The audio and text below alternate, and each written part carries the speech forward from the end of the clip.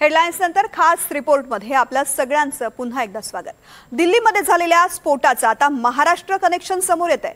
छत्रपती संभाजीनगरमधील पंचतारांकित हॉटेलमध्ये 6 महिन्यांपासून राहणाऱ्या एका महिलेला पोलिसांनी ताब्यात घेतले आणि याच महिलेचं पाकिस्तान अफगाणिस्तान कनेक्शन सुद्धा समोर आलेलं आहे। काय सगळं प्रकरण आहे पाहूयात। कल्पना भागवत, वय 45 वर्ष। फोटोत दिसणारी ही कल्पना भागवत सध्या केंद्रीय तपास यंत्रणांच्या रडारवर आहे। सोबतच एटीएस म्हणजे दहशतवाद विरोधी पथक देखील या महिलेची कसून चौकशी करत आहे। त्याचं कारण म्हणजे या महिलेचं अफगाणिस्तान आणि पाकिस्तान कनेक्शन। या महिलेच्या चौकशीत तिचा बॉयफ्रेंड अशरफ खलील हा अफगाणिस्तानमध्ये राहत असल्याचं समोर आलं। त्याचा भाऊ आबेद पाकिस्तानात राहत असल्याचं स्पष्ट झालंय आणि धक्कादायक बाब म्हणजे दोघांच्या खात्यातनं मोठ्या रकमा कल्पनाच्या खात्यात आल्याचं समोर आलंय। हवालाच्या माध्यमातून कल्पनानं 3 लाख रुपये पाकिस्तानला पाठवले होते। एक महिला मागच्या 6 महिन्यापासून किंवा काही दिवसापासून हॉटेल अँबॅसेडर या ठिकाणी राहत आहे आणि ती संशयास्पद आहे अशा प्रकारची माहिती आम्हाला मिळालेली होती। त्यावरून आम्ही त्या ठिकाणी जाऊन व्हेरीफाय केलेलं आहे। तर कल्पना भागवत नावाची महिला त्या ठिकाणी मागच्या 6 महिन्यापासून राहत होती आणि हॉटेलला जे तिने डॉक्युमेंट दिले होते त्याच्यामध्ये फर्जी आधार कार्ड त्या ठिकाणी देण्यात आलेलं होतं। कल्पना भागवत पोलिसांच्या चौकशीत कशी सापडली हे आधी थोडं समजून घेऊ। छत्रपती संभाजीनगर शहरातील एका व्हीआयपी कार्यक्रमानिमित्तानं पोलिसांकडून महत्त्वाच्या हॉटेलमध्ये तपासणी केली जात होती। या तपासणीत 7 दिवसांपेक्षा अधिक काळ हॉटेलमध्ये थांबलेल्या लोकांची माहिती जमा करण्यात आली। याचवेळी कल्पना भागवत पंचतारांकित हॉटेल अँबॅसेडरमध्ये 6 महिन्यांपासून वास्तव्य करत असल्याचं समोर आलं। कल्पना मूळची संभाजीनगर शहरातली असल्यानं ती 6 महिन्यांपासून हॉटेलमध्ये थांबल्यानं पोलिसांचा संशय आणखीनच वाढला। पोलिसांनी तिची चौकशी केल्यावर तिच्याकडे अनेक संशयास्पद वस्तू आढळल्या। पोलिसांच्या तपासात तिच्या खात्यावर अफगाणिस्तान आणि पाकिस्तानमधनं मोठ्या रकमा जमा झाल्याचं देखील समोर आलं। अफगाणिस्तानमधील तिच्या बॉयफ्रेंड आणि त्याच्या भावांचे पासपोर्ट आणि व्हिसाचे फोटो कल्पनाच्या मोबाईलमध्ये आहे। कल्पनानं 3 लाख रुपये हवालामार्फत पाकिस्तानमध्ये पाठवले असल्याचं देखील समोर आलंय।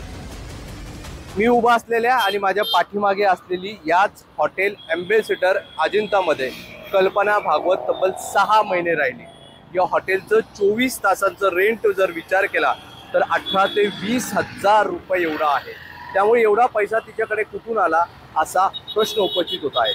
असंही पोलीस सूत्रांकडून माहिती मिळते की कल्पनाला बडे जाव करण्याची सवय होती आणि ती अनेक मोठ्या लोकांच्या संपर्कात होती आणि आपलं वर्किंग स्टेटस दाखवण्यासाठी ती शहरातील एवढ्या मोठ्या हॉटेलमध्ये तब्बल 6 महिने वास्तव्यास होती। पाकिस्तानमध्ये राहत असलेल्या कल्पनाच्या बॉयफ्रेंडचा भाऊ आबेदनं भारतात येण्यासाठी तयार केलेल्या अर्जाचा फोटोही तिच्या मोबाईलमध्ये आहे। त्यामुळे हा सगळा प्रकार संशयाच्या भोवऱ्यात सापडला।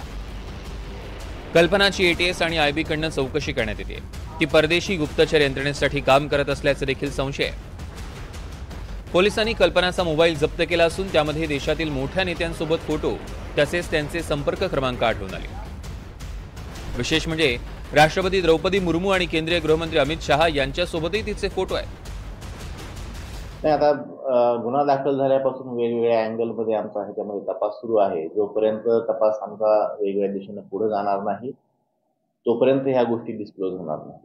तिच्याकडे मिलिटरी आर्मीचा नंबर देखील सापडलेला आहे। त्यामुळे हे सगळं संशय तिच्याकडे वेगवेगळ्या अनुषंगाने पोलिसांना आहे आणि याचा तपास करायचा असल्याचं पोलिसांनी सांगितलेलं आहे। या महिलेकडे 10 इंटरनॅशनल नंबर सापडले आणि धक्कादायक म्हणजे अफगाणिस्तान आणि पेशावरचं उल्लेख असलेले काही नंबर तिच्याकडे सापडले। त्यामुळे हे सगळं प्रकरण संशयित आहे आणि राष्ट्रीय सुरक्षेच्या दृष्टीने धोक्याचं असल्याचं पोलिसांना संशय आणि त्या दृष्टीने पोलीस आता हा सगळा तपास करतायत।